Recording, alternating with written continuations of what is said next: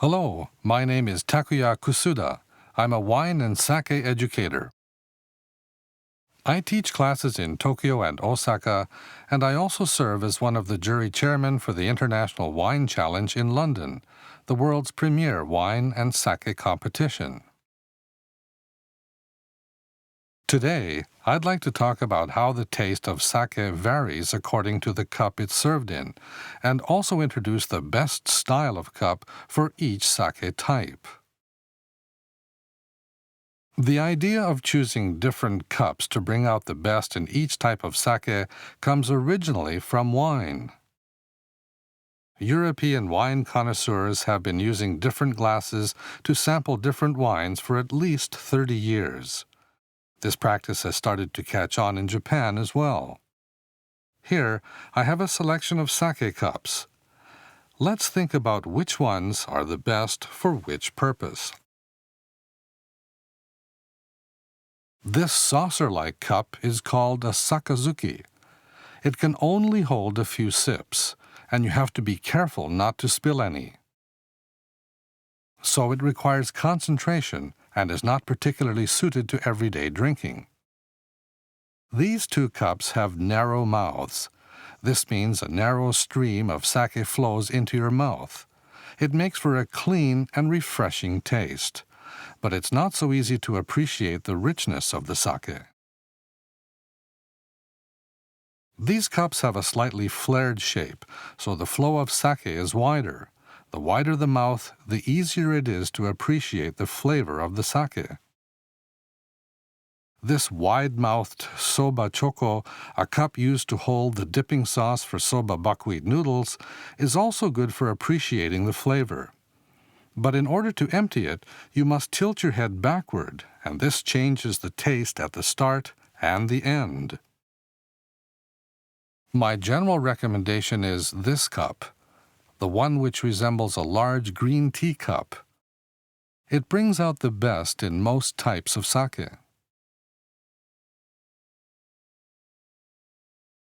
However, in order to fully appreciate the exquisite bouquet of a fine dai ginjo, you might like to try a wine glass like this one. I recommend this particular cup because it allows you to fully enjoy the taste of the sake. It's wide, so a wide stream of sake flows into your mouth. It also has a slightly flared shape. What I like about this wine glass is the way it's tapered at the top, and because it's tall, there's plenty of space to contain the bouquet. If your focus is on taste, choose a cup that has a slightly flared shape like this. But if you want to enjoy the fragrance, it's better to use a slightly tapered, tulip-shaped glass like this one. Now, let me explain in detail why I like this type of cup. First of all, it has a wide mouth. This means that the sake covers a large surface area, bringing out the fragrance. And as I said, it allows a wide stream of sake to flow into your mouth. Since the cup flares outwards slightly, when the sake enters your mouth, it naturally spreads everywhere. Also, you can empty this cup without having to tilt your head back, as you have to with narrow-mouthed cups or wine glasses. Tilting the head makes the sake flow directly down your throat. The slightly flared shape prevents this happening. I'd now like to touch briefly on the different types of sake. Dai ginjo, ginjo, junmai, and honjozo are classified as specially designated sake. The increasing demand for premium sake has resulted in steadily growing production volumes. The export market for premium sake is also expanding. There are two key factors in the production of premium sake that make it different from ordinary sake. These are the ingredients and the manufacturing process. In the past, the demand for sake was much higher, and additional materials such as brewed alcohol and sugars were more frequently used to meet consumer demand. These days, overall demand is lower, and sakes made using few or no additives have become more popular. Junmai sake contains no added alcohol or sugars. Honjozo has a limited amount of added alcohol. Another important factor in making high-quality sake is the use of sake rice. This is rice that has been cultivated especially for making sake. Premium Dai Ginjo or Ginjo sake also calls for a high rate of rice polishing and long fermentation at low temperatures. The resulting sake has a light, fruity, and complex flavor and a wonderful fragrance. There has also been a revival of the more labor-intensive traditional methods of sake making, such as kimoto and yamahaimoto. This chart compares the profiles of popular sake types, showing the different results obtained from the various production methods. Toward the top are very fragrant sakes with a fruity taste, while the sakes toward the bottom are more savory and bursting with umami flavor. Much depends on the length of maturation. A young sake is very fruity.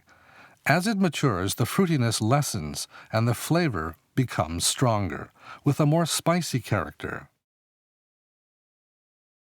The serving temperature of the sake will also have an effect on how it tastes. So, which kinds of cup are best for the different sake types? Let's begin with Daiginjo. I recommend both the wide-mouthed cup and the wine glass to appreciate the qualities of Daiginjo. To best enjoy the exquisite fruity bouquet, which is the trademark of this type of sake, I suggest using a wine glass like this. It's slightly tapered and has a large body, so it will contain the bouquet, helping you to enjoy both the taste and fragrance of the Daiginjo. Warming will destroy the delicate flavor of Daiginjo. You should always serve it chilled or at room temperature. A wine glass like this will enhance the fragrance of cold sake. If you are going to serve Daiginjo sake at room temperature, or if your aim is to enjoy the clean, refined taste, but with a touch of richness that comes from using highly polished rice, I suggest you drink it from a large cup with a wide mouth, like this one. For Junmai and Honjozo sake, I can recommend these two cups. The slightly flared shape and wide mouth of this one enhances the richness and well-rounded taste of these sakes.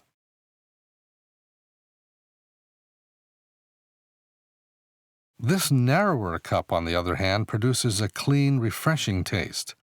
If these are the qualities you're looking for, choose the narrow-mouthed cup. But if you want to appreciate the rich, full body of the sake, the cup with the wide mouth is better. It's up to you. Kimoto and Yamahai sakes are made with labor-intensive traditional methods that use natural-grown lactic acid to activate the yeast. These sakes are rather acidic, rich in umami flavor, and contain a variety of amino acids. If they are served cold, the taste may become slightly bitter. Warming these sakes, however, brings out their well-rounded, full-bodied flavor. Since Kimoto and Yamahai sakes are best served warm, I suggest using a cup with a wide opening to allow the flavor to spread around your mouth. The slightly flared shape and wide opening of the cup will enhance the rich flavor.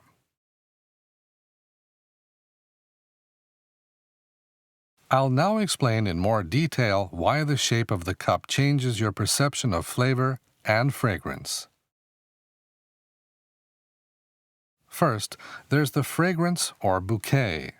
Since sake contains volatile components, the larger surface area gives a richer bouquet. It's difficult to appreciate the fragrance if the surface area is small, as with this cup. This cup makes it much easier to appreciate the fragrance since its mouth is twice as wide. A wine glass like this has a mouth that is about the same size as the wide cup, but its tapered shape is better at trapping the fragrance inside. So the glass is ideal for appreciating fragrance, and this one is the least suited. Perception of flavor is most affected by how much of your mouth the sake covers and how long you wait before swallowing. The area of coverage is largely determined by the width of the cup. A narrow mouth means a narrow flow. A wide mouth means a wide flow. Also, from the taller, narrow cup, the flow will be straight, whereas from the slightly flared shape, the flow spreads more widely. How long sake stays in your mouth depends a great deal on the position of your jaw. When eating, we tend to tilt our head slightly forward, and it's the same when we drink from a standard or slightly larger cup. In this case, the sake enters your mouth from a low angle, so it spreads inside slowly and completely. But if the mouth of the cup is narrow and the cup itself is tall, then you have to tilt your head back to drink from it. This causes the sake to flow quickly through your mouth and down your throat. The result is that the sake may taste clean or light, and in some cases you may feel it to be lacking in character. Try to remember whether the flow of sake is wide or narrow, whether it flows straight or spreads out, whether your head is tilted forward or back. In addition, we must consider the amount that enters your mouth each time. From a small cup, you can only take a small sip. Whereas with this large, slightly flared cup, each sip will carry a large amount of sake into your mouth. This will obviously affect how you perceive the flavor.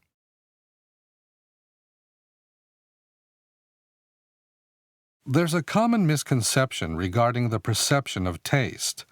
People think different parts of the tongue sense different kinds of tastes. For instance, it's often been said that the tip of the tongue senses sweetness and the sides sourness. However, the latest scientific research has proven this to be false. We now know that the way we perceive the taste of sake is largely influenced by differences in the width of the flow, how it spreads, the amount, and the time we hold it in our mouth. I hope I've managed to explain how the shape of the cup influences how you taste the sake. Generally speaking, sake from a narrow-mouthed cup tastes light and clean, whereas a wide-mouthed cup brings out the depth and intricacy of the flavor. In practice, you might choose a wide-mouthed cup for sake you know you like, and a narrow-mouthed cup for one you might not be so keen on. It's also interesting to compare how the same sake will taste different when served in different cups. You could try using a narrow-mouthed cup when eating mild-tasting food, and a wider-mouthed cup with rich food. Understanding how the size and shape of the cup affects the taste of the sake allows you to experiment like this.